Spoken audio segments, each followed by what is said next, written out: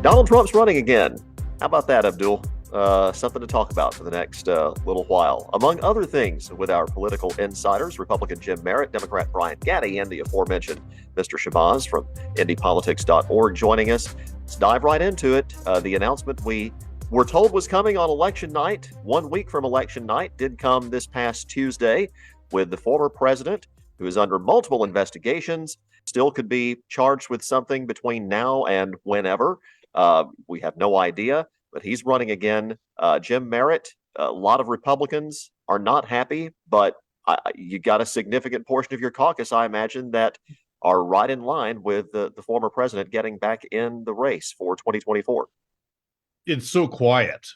There's a lot of people who are just kind of laying in wait after that speech the other night, and it's going to be a very interesting party for the Republican Party. It's going to be a really interesting time for the Republican Party in the next couple of years. And I thought Governor DeSantis had great reaction when he was asked about it, that he's got a state to run, and these issues will take care of themselves in due time. There are a lot of good Republicans out there. It's a great bench, and the president's speech was quiet, and it didn't have the rambunctiousness of his usual stem winders at his rallies. And so can he keep that up, or will he be baited back into the nicknames and the long rally speeches that relatively insult people? And so it just all depends on what he does now. Well, he's already been calling Governor DeSantis names. He was doing that even before Election Day at rallies across the country, and that, of course, was right. before. And that was before. Yeah, this was an understated speech that he's not noted for. So it just all depends on where he goes from now. 2 years is a long time. Brian Gaddie, you've said multiple times that you think the Republican Party is still Donald Trump's Republican Party. There are a lot of Republicans trying to make it something else, but what do you think as of right now, given Governor DeSantis's performance, given we're going to talk about the former vice president, former Governor Mike Pence here in just a second? Is it still Donald Trump's party, and can that benefit Democrats? Yeah, it's definitely still Donald Trump's party. And the problem for the MAGA guys and gals is that Donald Trump started out in 2015 like Elvis with Jailhouse Rock. Now he's like Elvis at Market Square Arena. I mean, the last version of Elvis. He's a political has-been. I mean, he just doesn't have the mojo anymore. That speech was so boring. A Republican need to sleep on a My Pillow pillow. You know, with it was a Mike Lindell commercial more exciting than that speech. That speech was boring. I'm like, my goodness. He was just out there going through the motions. I'm going to announce I'm running for president. I mean, he didn't say it with any passion, any drive. Sean Hannity actually cut him off, cut in and was talking with a couple, with a couple of Republicans about it. Oh my goodness. No one elects more Democrats than Donald Trump. So as a Democrat, I'm very happy he's back out there on the campaign trail, and I'm glad you're back, Donald, because all you're going to do is just ensure that President Biden's reelected. And with him and Ron DeSantis or Ron DeSantimonious, I don't know which one is it, they're going to really go at it. So it's going to be pay-per-view, and I've got my popcorn ready, and I'm just going to enjoy watching it. Well, we'll see how far it goes. I mean, it's still obviously very, very early, maybe not by presidential campaign standards anymore, Abdul. But yes, Donald Trump's heart did not seem in that speech, and yet a lot of the Republican Party still afraid to cross Donald Trump right now. Well, my favorite thing, well, first of all, two things. When I heard Donald Trump was officially going to run for president again, I had to call my optometrist to get my eyes from out the back of my head because my eye roll was just that bad. But then I knew it just wasn't me when I saw the cover of the New York Post, a Rupert Murdoch newspaper. At the bottom of the New York Post, it said, Florida man makes announcement, page 26. That was basically, I was like, that tells me everything. Ouch. That I need to know how a lot of Republicans feel and conservatives feel about Donald Trump Donald Trump running again. Mitt Romney said it best. He's an aging pitcher, had an okay record, but needs to step off the mound and go let somebody else do that job, which I'm fully in support of. It's because this will be the third time he's run for president, the third time. And anyone's ever seen movies, usually the third one is like usually the worst one. Jaws 3, Friday the 13th Part 3, Police Academy 3. I mean, Donald Trump Part 3. And it's not going to help Republicans at a national level either, because you got to understand, too, that since 1992, Republicans have only won the popular vote one time. And that was George W. Bush in 2004. And that was it. They've lost the popular vote in every other election. I read they won the Electoral College. That's how we elect presidents. But if Republicans want to make sure there's another Democratic president and Democrats take the House back, then they need to nominate Donald Trump for president. That's why Republicans are always trying to keep people from voting, because they know when Americans vote, Democrats win elections. Well, be that as it may, let's talk about Mike Pence, the former vice president. His reaction, of course, long awaited and finally coming out just in time for him to publish a book that is just out now. And the former vice president, finally, Jim Merritt, criticizing Donald Trump for what he said on January 6, 2021, leading up to the insurrection at the Capitol, putting the vice president and his family in danger. The crowd was chanting, "Hang Mike Pence," or at least some of them were. And yet, it still seems that Mike Pence will not make that full break with Donald Trump and say, we need to move on. Donald Trump's time is over. He will not go that far. He equivocates by saying, it's up to the American people as to whether or not Donald Trump should be in office again. He will not take that next step for whatever reason. He's on that tightrope of politics, and there are a lot of good things that happen in the Trump-Pence years, and he wants those voters for himself because he's running for president.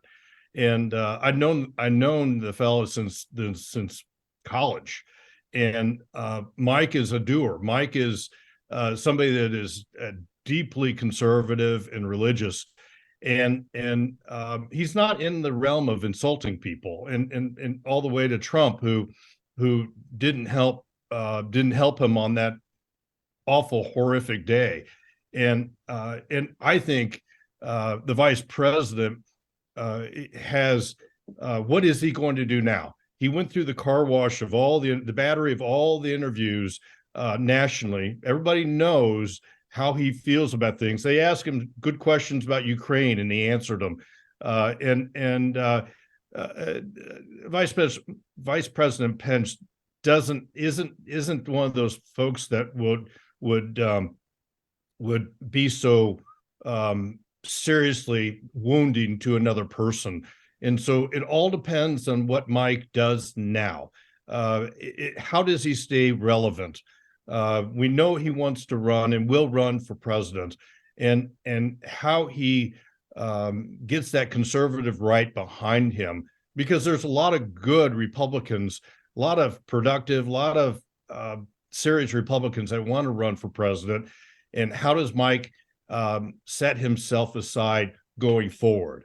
Because we know he'll be announcing sometime probably in January, and he's got to set himself aside from everybody else and demonstrate the experience that he had during his vice president 4 years. And he was a good governor. So he's got a lot to bring to the table. He just has to demonstrate that. Almost got defeat. If he would have stayed here in Indiana, he would have lost re-election. That's why he jumped on the Trump train and was his running mate. Come on, Jim. You know that. His poll numbers were in the tank. That doesn't matter, Brian. Good grief. No, there's no way of going back in time to see whether he would have lost and whether that had anything to do with it. I've always thought that the former governor had ambitions for the White House, and he perhaps saw that being Donald Trump's running mate as a way to get in there. At the same time, if he wants to delineate himself from the Donald Trump style, the Donald Trump type, why is he out there campaigning, or was he out there campaigning before Election Day with some, let's just face it, some crazy people? Blake Masters in Arizona saying some just outrageous lies about the 2020 election, Don Bolduc in New Hampshire, both of whom lost their Senate races, and yet Mike Pence was there campaigning for them. I mean, he doesn't seem, like you said, Jim, he just doesn't seem to want to completely make that break, perhaps out of interest of getting those votes when he does decide to run. If I could just chime in real quick, Go ahead, Abdul. I think Jim is right. It's a tightrope act, because you got to understand that even though Donald Trump's followers, his MAGA followers, are not a majority of the Republican Party, they're anywhere from a plurality to a significant minority. And so the more people sort of in the field, the more important that voting bloc becomes. Now Mike Pence, campaigning for some of the crazy candidates, it's a political calculation. It's like, hey, I campaigned for them, I did my job, they lost, and hey, but I'm still with you guys. And so it's a tightrope. It's like the movie when the guy's walking on the tightrope between the World Trade Centers. It's a tightrope act. But he did support the other people in the primary prior to Blake Masters, prior to Kerry Lake.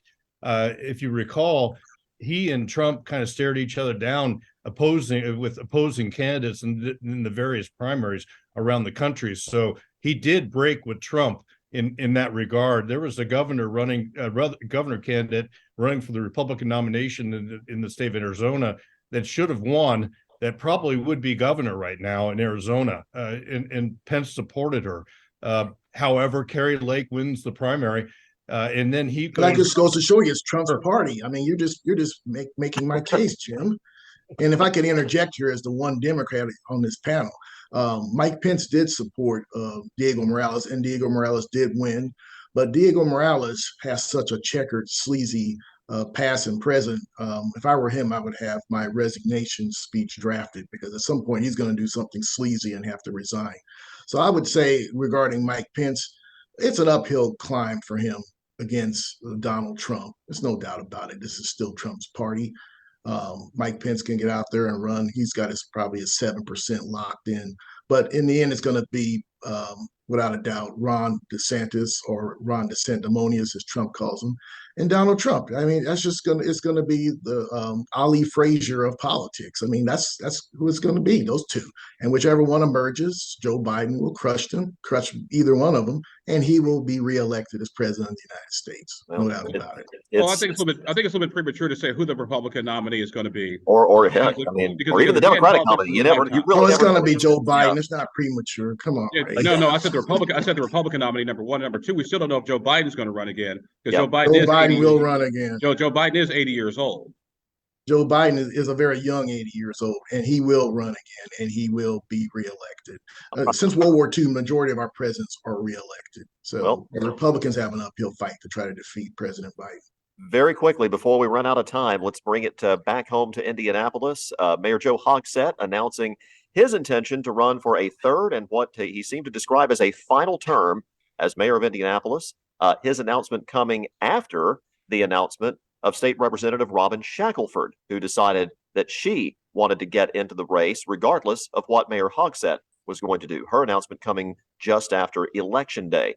Brian, does this create any kind of conundrum, and what kind of conundrum does this create for Democrats here in Marion County? Because this seems like a continuation of what there was ongoing kind of internal battle between the establishment wing of the Marion County Democratic Party and some particularly Black lawmakers who did not think their needs were being met, that they were being represented fairly within the party. This seems like a continuation potentially of that battle. I don't think so. I think we as Democrats will coalesce around the eventual nominee, whoever wins the nomination for mayor of Indianapolis on our side, whether it's Mayor Hogsett or State Representative Robin Shackelford. But the fact is that we will unite as a party, and we will come together, and we will defeat whoever the Republicans put up. So I think in the end, that's what happens in political parties. You have spirited discussions, you have differences, but in the end, we will all come together as Democrats, and we will defeat whoever the Republicans put up. Because again, Indianapolis is a Democratic Party city. Marion County is a Democratic county, and it's a blue county, and we will win no matter what. Brian, who do you support? Who do I support? Who do you support? They both are my friends. I know. Hogsett is my friend, and Robin Shackelford is my friend. So Ray, this is the problem they're going to have. They're both my friends. Yeah, I know. Who are you going to support? Well, I don't need you as a Republican telling me who I should support. I'm not saying who. I'm asking who would you vote for? That's what the Republican Party, Ray, I support them both because they both are my friends. This is what the Democrat Party is going to be roiled with for the Democratic Party. The Democrat Party is going to be roiled. Democratic Party. You guys always do that. Our name is the Democratic Party, but go ahead. Okay. The Democrats are going to be posed a question of who they're going to support.